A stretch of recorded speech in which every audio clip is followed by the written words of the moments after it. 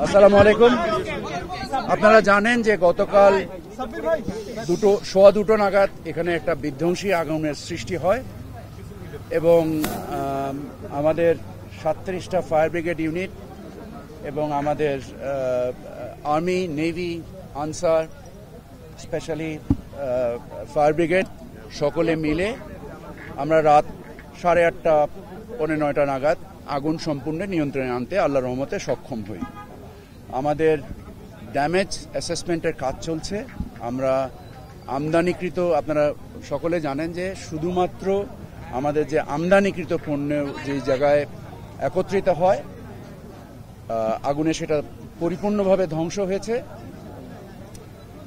ধ্বংসের পরিমাণগত, অর্থনৈতিক পরিমাণ এবং ওজনের পরিমাণ এই দুটোকে আমরা নির্দিষ্ট করার চেষ্টা করছি এবং এর সাথে সংশ্লিষ্ট খাত ভিত্তিক নির্ণয়েরও আমরা চেষ্টা করছি।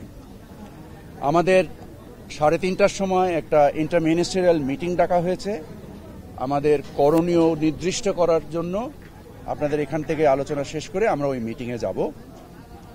আপনারা জানেন যে আমাদের প্রতিশ্রুতি ছিল রাত 9টা নাগাদ এয়ারপোর্টকে চালু করা। আল্লাহর রহমতে আমরা এয়ারপোর্টকে চালু করেছি। যে ধরনের ডিসরাপশন তৈরি হয়েছে, আমাদের প্রায় 21টার মতো ফ্লাইট ডাইভার্ট এবং ক্যান্সেল হয়েছে।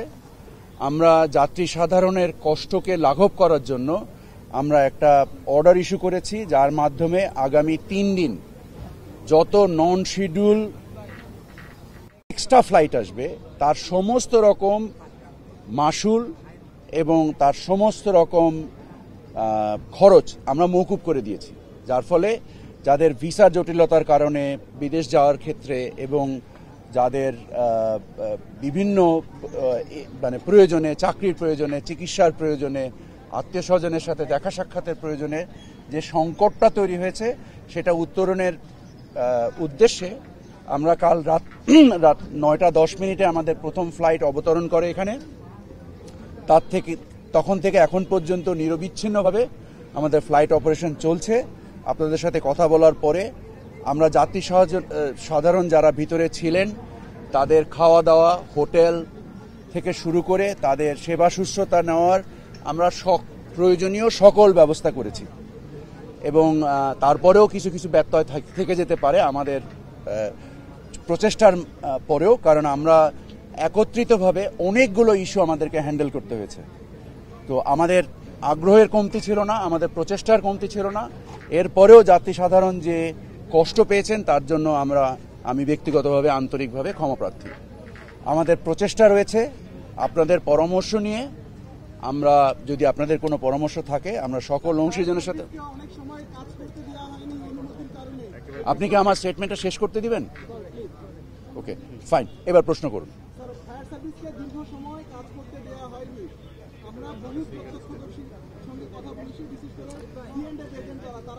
এই ধরনের কিছু জিনিস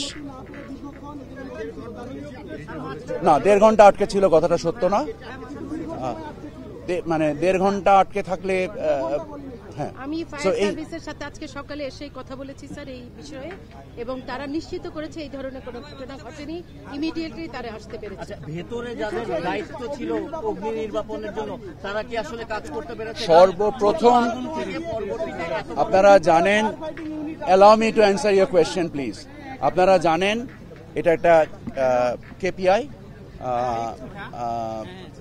এখানে নিজস্ব অগ্নি নির্বাপন ব্যবস্থা আছে এবং প্রথম যারা এই আগুনের ঘটনায় অ্যাপ্রোচ করে, আগুন লাগার 10 থেকে 15 মিনিট, 10 মিনিটের মতো সময় লেগেছে আমি যতটুকু জানতে পেরেছি।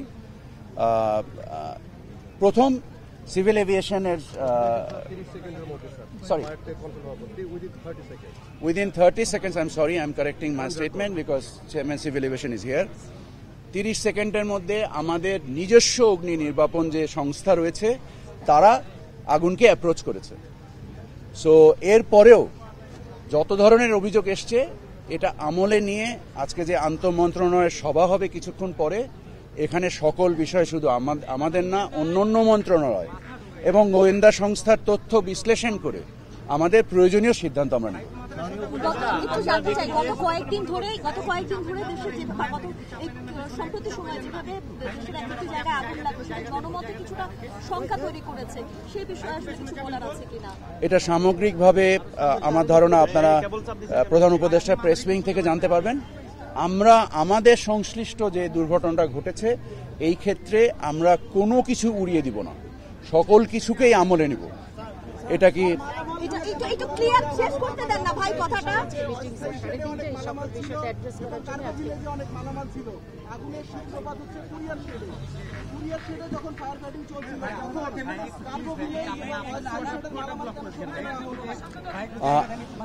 এই সকল জিনিসই অনুসন্ধানে বেরিয়ে আসবে, অনুসন্ধান করা হবে। আমি যখন ব্যক্তিগতভাবে এখানে হাজির হয়েছি তখন মালামাল সরানোর মতো অবস্থায় ছিল না, বাট তার পূর্বে হয়তোবা ছিল। সেটা কেন করা হয়নি বা যদি করা হয়ে থাকে এটা কি করা হয়েছে? আমি স্যার বলতে পারি আগুন লাগার 15 মিনিটের মধ্যে মোটামুটি পুরো টার্মিনাল এনগালফ হয়ে যায় স্যার, এবং এনগালফ হওয়ার লাস্টে যে শেডটা ছিল সেই শেডটা থেকে কমপক্ষে 200 লোক এনগেজ করে অনেক মালপত্র সরানো হয়েছে। বাট প্রথম দিকে সরানো সম্ভব ছিল না, আগুন অ্যাজ হাই অ্যাজ 300 থেকে 400 ফিট পর্যন্ত পুরো ছিল। এক্স্যাক্টলি, আপনারা আগুনের লেলিহান শিখা দেখেছেন। এটার পরে ওখানে যে ধূম্রজাল সৃষ্টি হয়েছিল, বিশেষত এই ধূম্রজাল হওয়ার ফলে ওর ভিতরে অ্যাপ্রোচ করার মতো কোনো অবস্থা ছিল না। যতক্ষণ অবস্থা ছিল ততক্ষণ মালপত্র সরানো হয়েছে। এগুলো সকল কিছুকে আমলে নিয়েই অনুসন্ধান চালানো হবে। এই